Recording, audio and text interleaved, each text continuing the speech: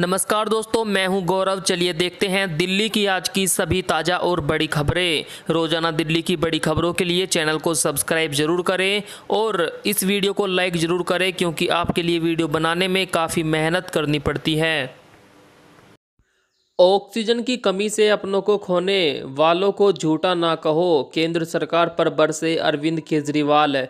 Corona virus महामारी की दूसरी लहर के दौरान दिल्ली में कथित तौर पर ऑक्सीजन की जरूरत से 4 गुना अधिक मांग के मामले में भाजपा और दिल्ली सरकार में आरोप प्रत्यारोप का दौर शुरू हो गया है। भाजपा ने जहां दिल्ली सरकार पर झूठ बोलने का आरोप लगाया, वहीं अरविंद केजरीवाल ने भी पलटवार किया। केजरीवाल ने कहा, मेरा गुनाह सिर्फ इतना है कि मैंने अपने 2 करोड़ लोगों की सांस बचाने के लिए लड़ाई लड़ी। जब भाजपा वाले चुनाव रैली में व्यस्त थे, सभी भाजपा वाले चुनाव रैली कर रहे थे बंगाल में, उस वक्त मैं रात भर जागकर ऑक्सीजन का इंतजाम कर रहा था। लोगों को ऑक्सीजन दिलाने के लिए मैं लड़ा, गिड़गिड़ाया। लोगों ने ऑक्सीजन की कमी से अपनों को खोया है, उन्हें झूठा मत कहिए, उन्हें बहुत बुरा लग रहा है।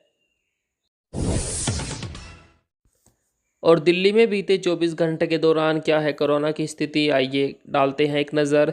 राजधानी दिल्ली में पिछले 24 घंटों में कोरोना संक्रमण के 115 नए मामले सामने आए और करीब 200 मरीज कोरोना मुक्त होकर अपने घर लौटे। राहत की बात यह रही कि केवल 4 मरीजों को ही अपनी जान गंवानी पड़ी। दिल्ली में अब संक्रमण दर घटकर 0.15% रह गई।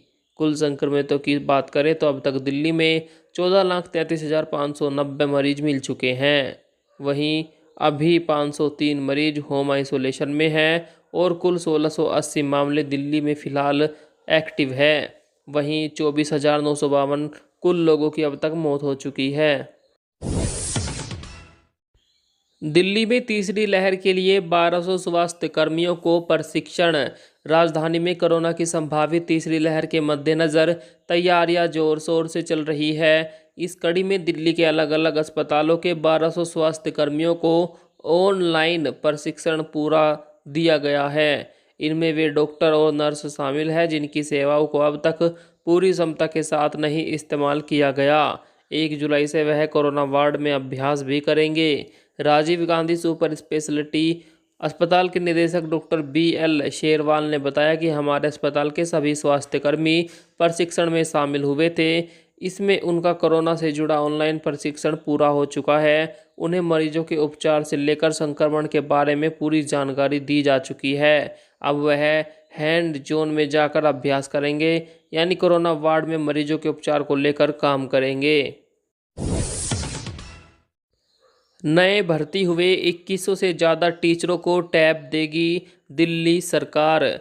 दिल्ली सरकार शिक्षकों को हाईटेक बनाने की मुहिम के तहत शिक्षा निदेशालय में नवीन युक्त हुए 2103 शिक्षकों को फ्री में टैब उपलब्ध करवाएगी। उप मुख्यमंत्री एवं शिक्षा मंत्री मनीष सिसोदिया ने कहा कि सरकार दिल्ली सरकार के स्कूलों में पढ़ने वाले बच्चों को बेहतर शिक्षा देने के लिए प्रतिबद्ध है। इसी दिशा में सरकार अपने सभी शिक्षकों को टैबलेट्स उपलब्ध करवाएगी ताकि शिक्षक अपने प्रशिक्षण में तकनीकी का प्रयोग करके विद्यार्थियों को लर्निंग के बेहतर अनुभव दे सके। सरकारी स्कूलों की शैक्षिक गुणवत्ता में सुधार करने और शिक्षकों को हाईटेक बनाने की मुहिम के तहत दिल्ली सरकार ये काम कर रही है। अगस्त में आएगी कोरोना की तीसरी लहर। महाराष्ट्र में 3 दिन से लगातार बढ़ रहे मामले, कुछ दिनों बाद दिल्ली में भी दिखेगा असर।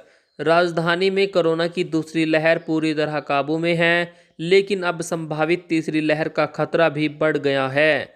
विशेषज्ञों का अनुमान है कि जिस हिसाब से महाराष्ट्र में संक्रमण के नए मामलों में फिर से इजाफा होने लगा है, इसको देखते हुए दिल्ली में अगस्त में ही कोरोना की तीसरी लहर आने की आशंका है। इसका बड़ा कारण देश में फैल रहा डेल्टा प्लस वेरिएंट भी माना जा रहा है। दिल्ली में पिछले 1 महीने से कोरोना के नए मामलों में लगातार कमी देखी जा रही है, लेकिन इस बीच अन्य राज्यों में मिल रहे कोविड के डेल्टा प्लस वेरिएंट ने चिंता बढ़ा दी। इस वेरिएंट को केंद्र सरकार ने चिंताजनक स्वरूप के रूप में टैग किया। इसके सबसे ज़्यादा मामले महाराष्ट्र में आ रहे हैं। जिस हिसाब से वहाँ मामले बढ़ रहे हैं, उससे तीसरी लहर की आशंका जताई जा रही है। दोस्तों, सावधान रहें, घर से बिना मतलब ना निकले, मास्क लगाए और वैक्सीन जरूर लगवाए। दुकान का शटर काटकर 20 लाख रुपए के मोबाइल चुराए। मदनपुर खादर में एक दुकान का शटर तोड़कर चोरों ने करीब 20 लाख रुपए के 125 महंगे टच स्क्रीन मोबाइल चुरा लिए। दुकान के मालिक सचिन कुमार की शिकायत पर केस दर्ज करके पुलिस जांच में जुटी है। चोरी की वारदात दुकान के बाहर व अंदर लगे सीसीटीवी कैमरों में कैद हो गई। पुलिस अधिकारी ने बताया कि पीड़ित सचिन कुमार परिवार के साथ मदनपुर खादर गांव में रहते हैं और छुरिया मोहल्ले में मोबाइल की दुकान चलाते हैं।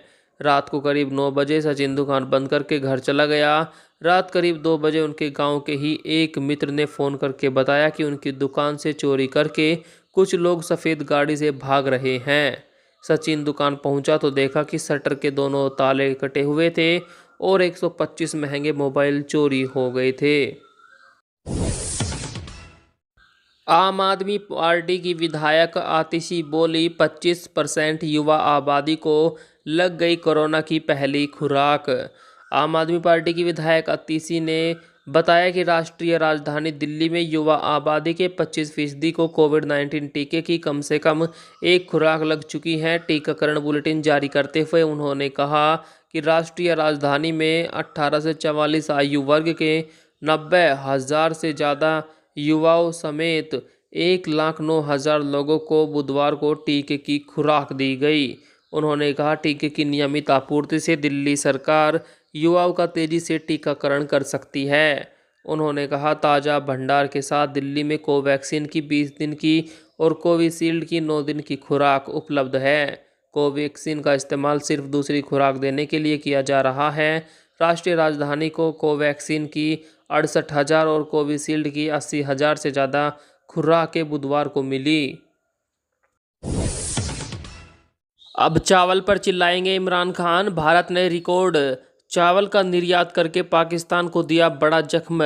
बासमती चावल की पहचान को लेकर भारत से भिड़ने वाले पाकिस्तान ने अब चावल के निर्यात को लेकर रोना शुरू कर दिया है। चावल के निर्यात को लेकर भारत के सामने इंटरनेशनल मार्केट में पाकिस्तान बुरी तरह पिट गया।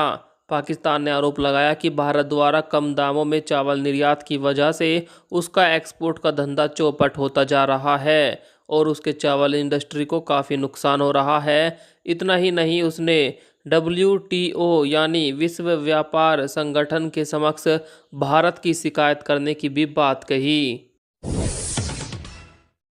भारतीय सीमा पर चीन ने शुरू की पहली बुलेट ट्रेन, सेना तक पहुंचाएगी सप्लाई। जी हां, बड़ी खबर है। चीन ने तिब्बत के सुदूर हिमालय क्षेत्र में अपनी पहली इलेक्ट्रॉनिक बुलेट ट्रेन का संचालन शुरू कर दिया। ये ट्रेन प्रांतीय राजधानी ल्हासा और नियंगची को जोड़ती है। नियंगची शहर अरुणाचल प्रदेश की सीमा से सटा हुआ है। चीन दक्षिणी तिब्बत के हिस्से के रूप में अरुणाचल प्रदेश का दावा करता रहता है। अगर भारत चीन सीमा पर विवाद बढ़ता है तो यह चीन के लिए रणनीतिक सामग्री पहुंचाने में सुविधा प्रदान करने वाली बुलेट ट्रेन साबित होगी। और बांग्लादेश से भारत आ रहे हैं नकली नोट। बांग्लादेश से इंडो बांग्ला बॉर्डर होकर भारत में धड़ल्ले से नकली नोट आ रहे हैं। बांग्लादेश से काफ़ी लोग भारी संख्या में नकली नोट भारत भेज रहे हैं। ये खुलासा दिल्ली पुलिस की गिरफ्त में आए नकली नोटों की तस्करी करने वाले हबीबुर रहमान ने किया। दिल्ली पुलिस की स्पेशल सेल ने हबीबुर रहमान को पश्चिमी बंगाल के मालदा स्थित उसके घर से गिरफ्तार किया है। दिल्ली पुलिस ने उस पर 1 लाख रुपए का इनाम रखा हुआ था। आरोपी नकली नोटों की तस्करी करने वाले एक इंटरनेशनल गिरोह का सरगना है। उसे 3 दिन की ट्रांजिट रिमांड पर लेकर दिल्ली लाया गया, जहां उसने बताया कि भारी संख्या में बांग्लादेश से नकली नोट भारत में आ रहे हैं। तो दोस्तों, हमारे देश में नकली नोट भी चल रहे हैं, इसलिए नोटों की जान पहचान कर कर ही उनका इस्तेमाल करें। किसान नेता राकेश टिकैत बोले, अहंकारी सरकार का इलाज गांव में होगा। किसानों ने आंदोलन तेज करते हुए गाजीपुर बॉर्डर पर ट्रैक्टर मार्च निकालने की बात कही। रिहर्सल के लिए दो दो जिलों को ट्रैक्टर मार्च लेकर गाजीपुर बॉर्डर आने का आह्वान किया गया। पहला मार्च गाजीपुर बॉर्डर पहुंचेगा।